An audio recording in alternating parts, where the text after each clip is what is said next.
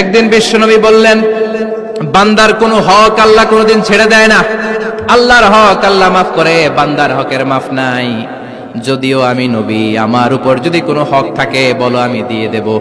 কোন সাহাবী দাঁড়ায় না। এক সাহাবী দাঁড়িয়ে বললেন, নবী, যুদ্ধের ময়দানে চাবুক চালানোর সময়, লাঠি চালানোর সময় এক কাফেরকে মারতে যে আপনার লাঠির বাড়ি আমার পিঠের মধ্যে পড়েছে। আপনি যেহেতু এই কিসাসটা আদায় করতে চান, আপনার পিঠে আমি লাঠির বাড়ি মেরে এটারে শোধবোধ করে দিতে চাই। সাইয়েদনা ওমরে ফারুক হাতের জামা এরকম পড়তে শুরু করছে, আয় এদিকে আয়, তোরে শোধবোধ করাই। বিশ্বনবী বললেন, ওমর রাখো, এটা বান্দার হক, মিটাতে দাও। বিশ্বনবী বললেন, আসো, তুমি এসে আমার পিঠে লাঠি দিয়ে চাবুক দিয়ে বাড়ি মারো। সাহাবী বলে, ও নবী, তখন দুর্ভিক্ষের সময়ের যুদ্ধ ছিল, আমাদের গায়ে জামা ছিল না। যখন আপনি আমার চাবুকটা পিঠের মধ্যে মেরেছেন, আমার পিঠে তখন জামা ছিল না।